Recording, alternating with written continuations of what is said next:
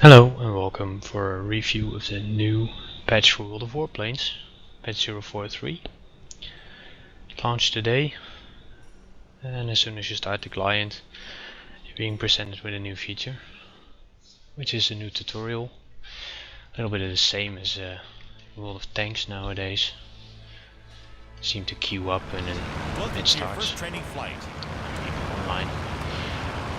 I forgot to set up my controls. Figured, well, let's try it with a mouse. Playing it with a trackball gives a few problems. Might even give you the opinion that stuff ain't really fluid, but I think it shows the tutorial in the right way. Gives you a few nice hints. Gunnery practice starts. Pressure boost, steering wheel. Destroy the first balloon. Go. And you get some target practice. Mark that your guns do damage at 300 meters is really obvious, but when you start shooting at 1,000 meters and nothing happens.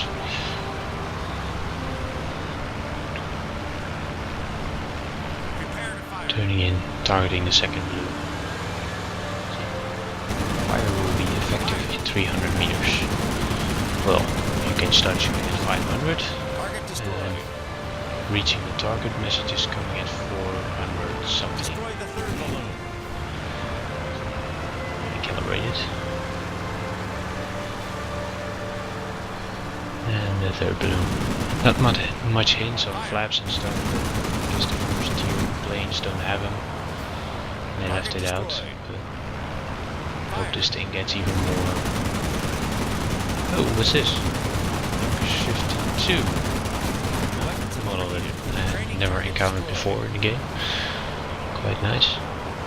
Too bad you have to destroy it. It seemed to be the first tutorial. Short-lived, but hey. And back in the hangar. First thing to notice is we have a pilot with a skill. Needs 100,000 experience to get to the next level, and buying to 100% for 400 gold. Of course this is closed beta and I don't know if the prices stay the same. Training a crew member in World of Tanks is 200 gold, but of course you have more crew members there. Let's see. Oh, new perks when you reach 100%. Stamina, increased view range. Nice. And something that seems part of a tree. You need to unlock one of the other ones. One of stamina or increased view range to get to engine goo. Some changes in the tech tree. Moved some planes around. Most notably in the German tree. The 410 is now the second tier 6 heavy fighter. And the 262, the 109 TL and the 262 HD are now heavy fighters. Okay. Well, that's a bit of a surprise, but seeing how they worked, it might be a good choice. And a new BF-109. The F took the place of the G is now rank 7. The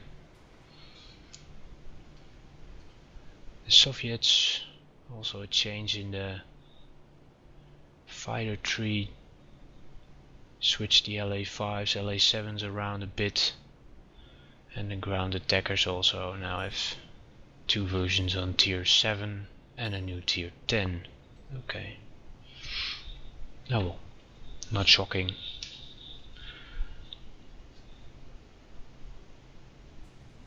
Just and then some new stuff. Total of 7 aircraft were built. Okay.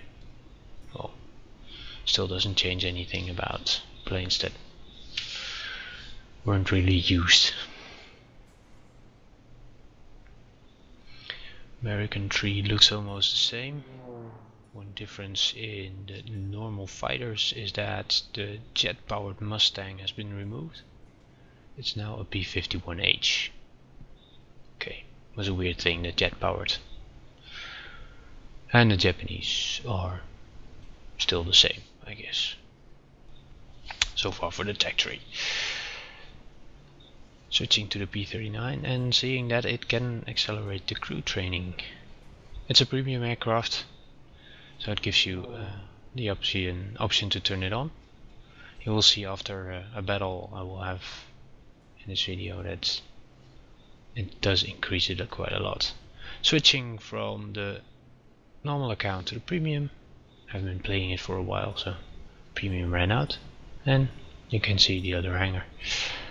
Hangar doors are open, a lot more space, it's cleaner, very nice. The store can buy all aircraft in here, and in the future I suspect you can buy the other stuff here as well. It's a bit weird that research planes, of course when I remove the checkbox, remove the check mark in the box with unresearched aircraft, it will probably disappear. If you click any of the other options, well, this happens. Long live closed beta. So can't buy or sell any other stuff. Achievement tab was already there in the last patch, but never reviewed it. Shortlist all the aircraft you have flown at least one battle with the percentage of wins. You can sort them, and on the right side your overall results with your win rating, and of course your defeats, assist points, ground targets destroyed, etc. Let me show you one of two new maps that were added during this patch. Seems quite promising. Started up a training room, added one bot. We'll be flying around a bit, showing the surroundings and maybe some tricks. Starting the first battle after installing the patch gives you the settings screen. Let's go. Doesn't pop up in battles afterwards. Oh, perhaps looks promising. But what the hell is wrong with the frame rate? Running 22 frames a second. Okay, I'm recording this live, but on an i5 the engine is with overheated. a Radeon 6870 overclocked.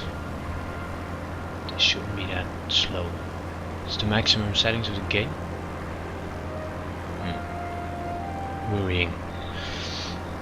New features, but definitely needs optimizing. Can't imagine this should be on that low of a frame rate.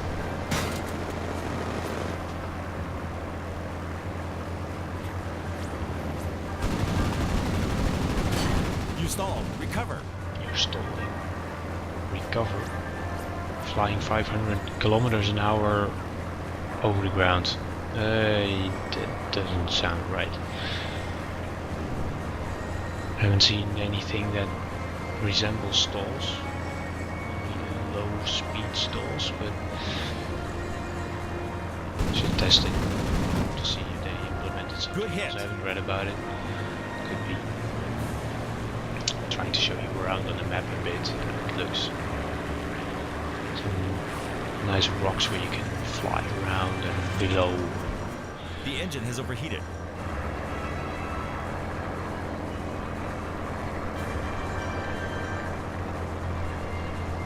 Yeah. Ignoring the bot for now, just to show you some of the terrain features they implemented.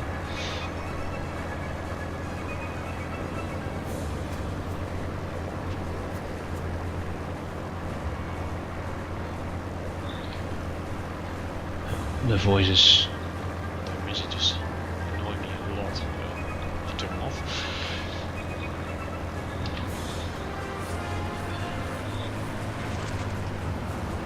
Let's take a look down there. See what we can find.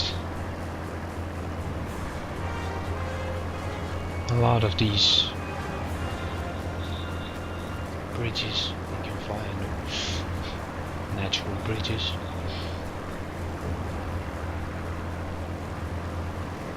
Could become a track for a new death race. If you haven't seen the death race, it's in the World of Warplanes playlist. You can check it out there. Well, the horizontal indicator is a bit weird. It seems to show the wings, but really in no. Nah, that's weird. Haven't seen the option to switch it to something you would expect, and it always shows you how the horizon is.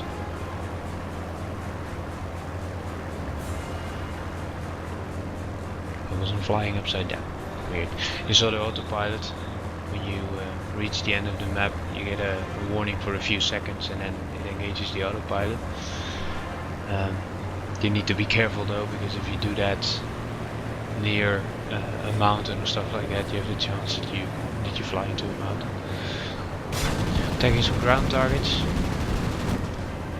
The plane has a 37mm cannon, but the ground targets seem to be hard. Of course, a lot of debate because you have the ground attack and heavy fighters that are supposed to take out ground targets. So it needs to be hard for fighters to take out the ground targets. So that something is being left. Well, shooting at a bot.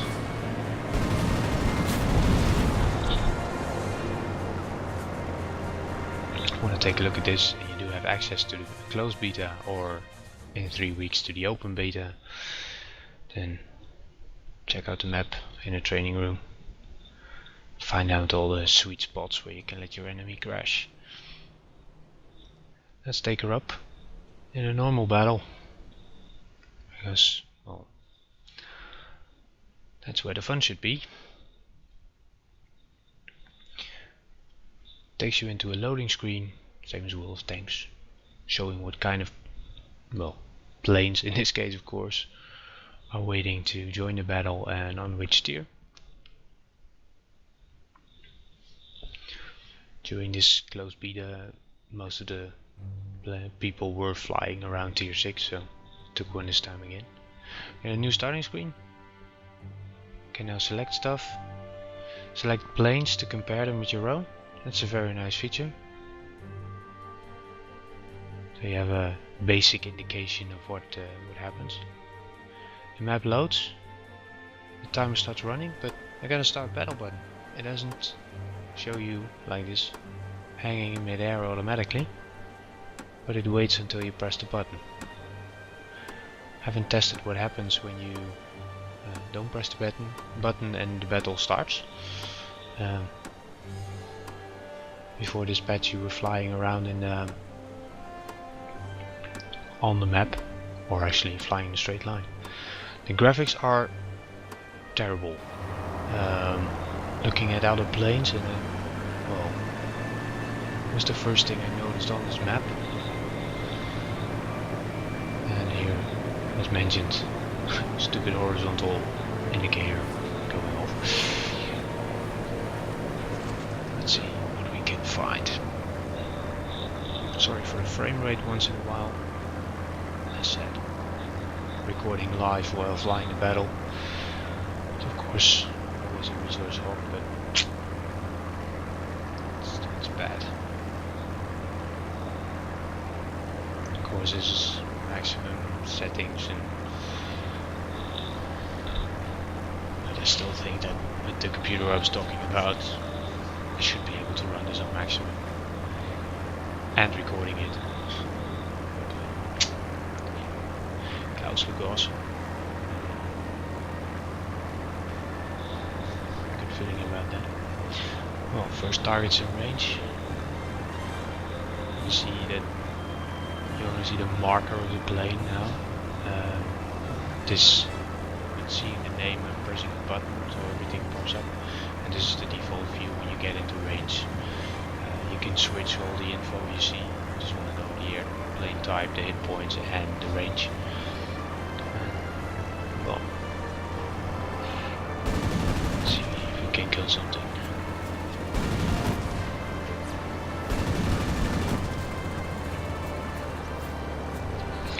Heavy dogfight. It's got a few good hits with the cannon. Too much. Planes here. I think I'm still on the same target. Somebody else needs to kill. You get an assist kill with that.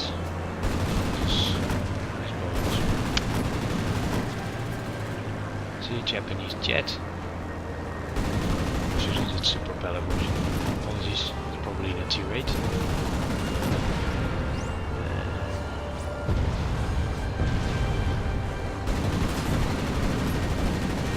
Too aggressive with my guns again. They overheat rather fast, especially the 37 mm 39. Let's see if we can tail them until we can get them. That's one. Stepping on the brakes, pulling flaps, turning, hoping to stay behind them. Well, taking the other one. I have a feeling they of the agility of the P-39 is at these low speeds.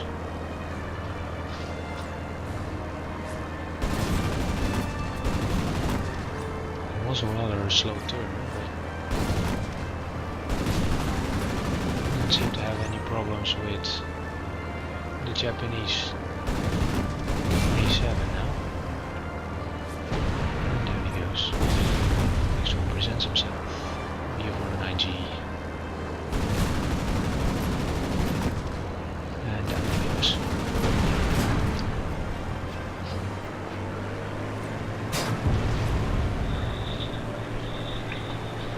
One plane remaining.